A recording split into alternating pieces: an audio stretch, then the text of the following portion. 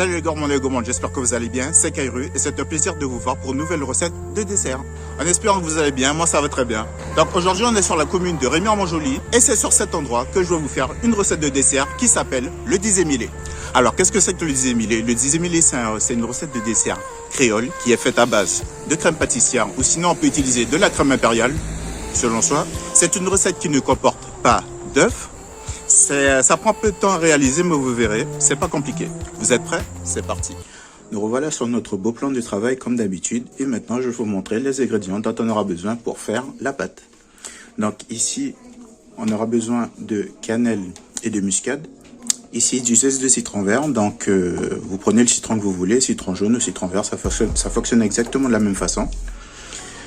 Là, on a de la levure chimique, du sel, de l'eau, du sucre. Donc si vous avez la possibilité de prendre du sucre, prenez du sucre roux, ne prenez pas de sucre blanc. Mais si vous n'avez pas le choix,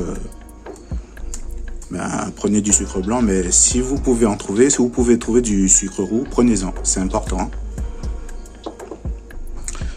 De la farine, donc ici on a de la T45, vous pouvez utiliser de la T55, ça fonctionne bien aussi. Ici on a du beurre. Donc là, j'ai pris du beurre doux et de l'arôme vanille. Voilà. Ça, c'est tout ce dont on aura besoin pour faire la pâte. Et maintenant, on va passer aux ingrédients pour faire la crème pâtissière ou la crème impériale. Donc voilà les ingrédients pour faire la crème impériale. Donc là, comme vous voyez, on a 2 sachets. Donc là, c'est 60 grammes. C'est 30 grammes un sachet de crème impériale. Donc vous pouvez tout à fait faire cette recette avec de la crème pâtissière si vous ne trouvez pas la crème impériale dans le marché. Là on a du lait, donc lait entier ou demi-écrémé, ça dépend de ce que vous voulez utiliser. Ici on a du lait concentré sucré. Là on a une cuillère à café d'arôme d'amande amère. Et ici on a un mélange d'épices. Alors, on a la gousse de vanille, on a un bâton de cannelle, on a du zeste de citron, et on a de la cannelle en poudre. Donc, moi ce que je vous conseille, avant de commencer à faire la pâte, faites chauffer votre lait. Et pendant que vous faites chauffer votre lait, vous mettez la gousse de vanille, vous mettez le bâton de cannelle, et vous laissez tout ça infuser à chaud. Donc dans un premier temps, ce qu'on va faire, on va verser la moitié du lait dans le bol et ensuite dans la casserole.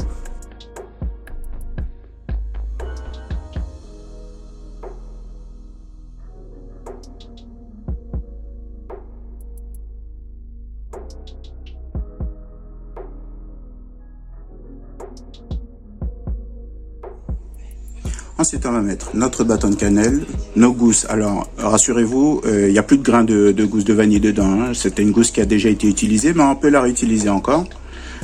Nos zestes de citron et notre cannelle. On va vider tout ça dedans.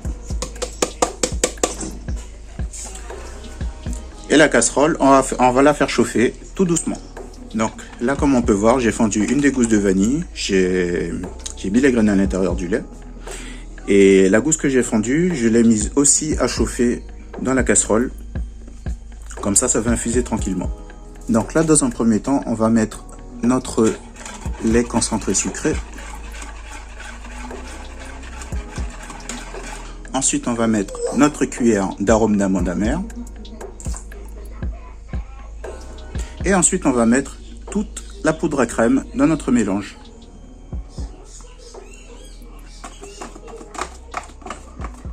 Et vous mélangez jusqu'à temps que toute la poudre à crème soit bien mélangée avec l'ensemble. Donc voilà notre lait qui avait infusé avec les gousses de vanille, la cannelle, les zestes de citron vert. Maintenant que c'est infusé, on va vider ça dans notre bol. Voilà.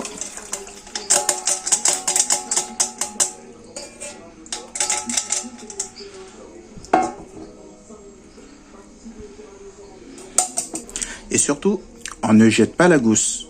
On la fait sécher et on la réutilise pour faire du sucre vanillé ou on la réutilise pour faire une autre préparation encore. Voilà. Donc la gousse à ne surtout pas jeter. On va refouetter le mélange.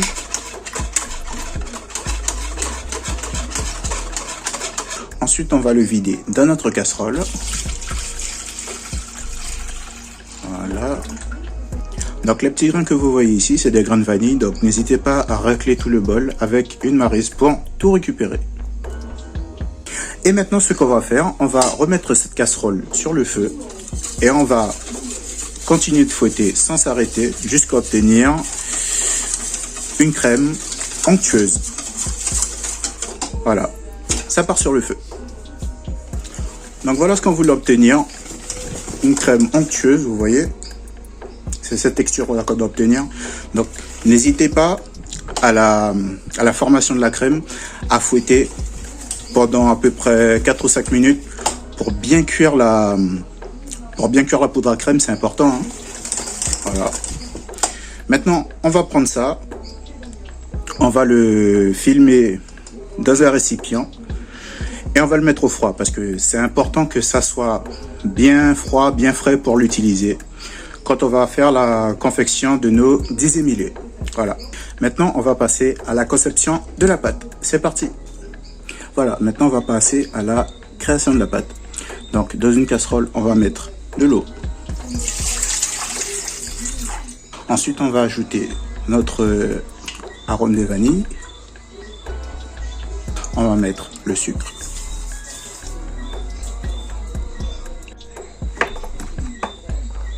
Ensuite, le zeste de citron vert et les épices. Donc la cannelle et la muscade. Et ensuite, on va mettre le beurre. Alors, le beurre, n'hésitez pas à le couper en petits dés, hein. Bon, là, il est pommade. Mais si vous voyez que vous mettez le beurre et que le beurre il est encore un peu froid, n'hésitez pas à le couper en petits cubes. Ça facilitera la fonte du beurre dans l'eau. Bon. Là, en l'occurrence, là, il n'a pas envie de descendre dans la casserole. Voilà. Ensuite, on va mettre la cuillère à café de sel. Et maintenant, on va faire chauffer le mélange jusqu'à temps que le beurre soit fondu. Donc, pendant que le mélange est en train de chauffer, on va mélanger la levure chimique avec la farine.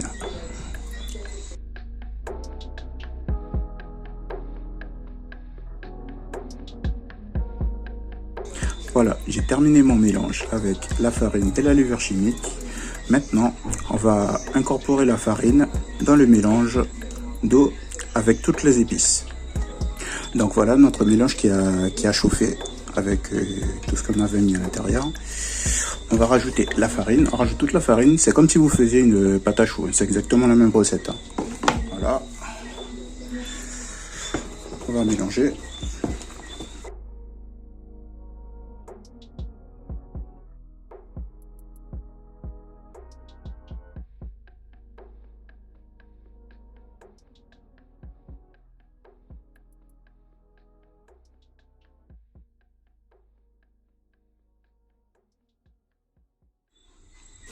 Donc vous voyez, comme je vous avais dit, c'est comme si vous faisiez une pâte à choux, mais cette fois-ci c'est sans les œufs.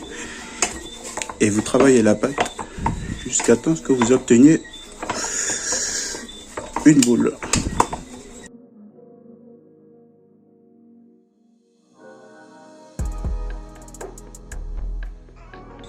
Donc voilà, maintenant on a fait notre pâte.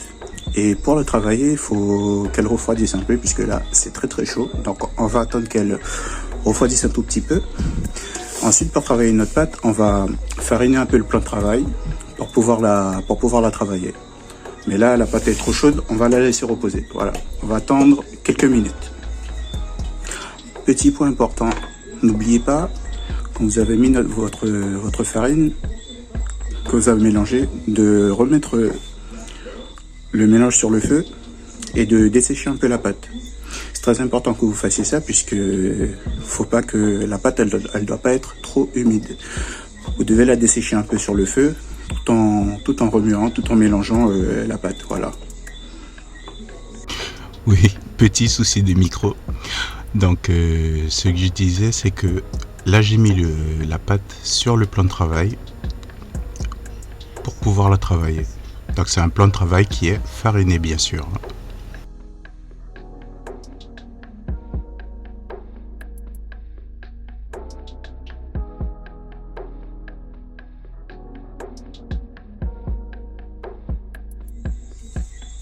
Donc, pour étaler notre pâte, on va faire ça sur du papier sulfurisé. Si vous n'avez pas de papier sulfurisé, vous pouvez l'étaler sur un plan de travail fariné. Mais moi, j'ai décidé de le faire sur du papier sulfurisé. C'est pouvoir le manipuler beaucoup plus facilement quand je vais le détailler.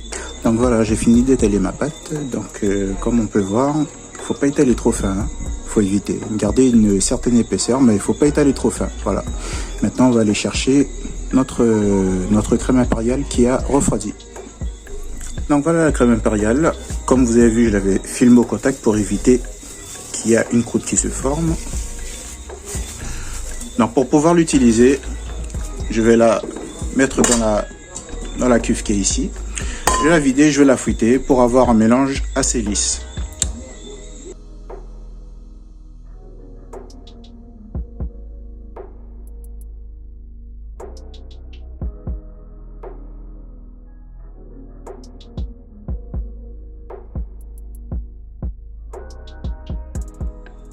Voilà, c'est à peu près cette texture-là qu'on doit avoir.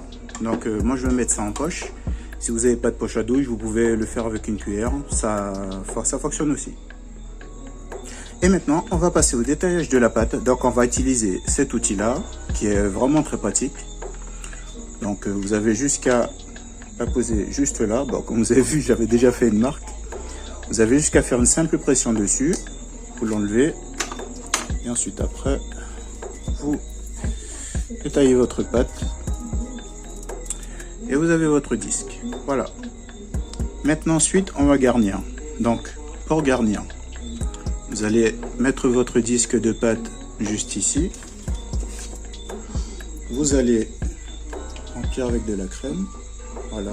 Faites attention à ne pas trop en mettre parce que sinon ça risque de déborder. Vous prenez et vous fermez. Voilà. Et maintenant, vous avez votre dissémilé qui est prêt à être cuit dans l'huile bouillante. Donc, je précise que l'huile, c'est 160 degrés. Et quand vous allez cuire les dissémilés, allez-y doucement. Prenez tout votre temps pour les cuire. La surface doit être dorée. Alors, si vous n'avez pas cet outil-là, vous utilisez un pot ou une tasse ou peu importe. Vous faites une empreinte. Voilà. Lorsque vous avez fait votre empreinte, vous prenez la poche avec la crème. Vous en mettez un tout petit peu au milieu. N'en mettez pas beaucoup. Vous allez refermer. Ensuite, après avoir refermé, vous prenez une fourchette et vous faites des empreintes. Voilà. Plusieurs empreintes. Et vous le faites de l'autre côté aussi. Hein. La fourchette, c'est pour sceller. Si vous n'avez pas l'outil que j'utilise pour faire les dissémilés. Voilà. Et là, vous voyez, là, c'est bien scellé. Pas besoin d'utiliser vos doigts pour presser, c'est pas la peine. Vous l'avez déjà fait avec la fourchette. Voilà. Maintenant, on va passer à la cuisson. Voilà, maintenant nos dissémilés sont faits. On va les faire cuire dans un bain de friture à 160 degrés. Let's go. Voilà, la recette des dissémilés est terminée. Donc vous voyez, ils sont bien cuits, ils sont encore tout chauds. Alors, faut les manger quand ils sont bien tièdes. Moi, j'aime les manger quand ils sont froids. Et franchement, ça peut faire un très bon goûter pour l'après-midi. Voilà. Alors, point important, faites attention quand vous allez cuire vos dissémilés, que ça soit bien fermé. Parce que si c'est pas bien fermé, pendant la cuisson, ben ça va s'ouvrir. Voilà. Donc, faites attention quand vous allez les mettre à cuire, qu'ils soient bien fermés. Voilà. Voilà, on arrive à la fin de cette vidéo. La recette des dissémilés est terminée. On espère que vous avez kiffé, puisque moi, j'ai franchement aimé faire des dissémilés. Ça m'a vraiment fait plaisir d'en faire. Et j'espère que vous en ferez chez vous, puisque franchement, c'est un délice. Si vous avez kiffé cette vidéo, pensez à vous abonner, liker, lâcher un commentaire si ce n'est pas déjà fait. Et d'ici là, je vous dis à très vite pour une prochaine vidéo de dessert. C'était Kairu. D'ici là, portez-vous bien. Ciao.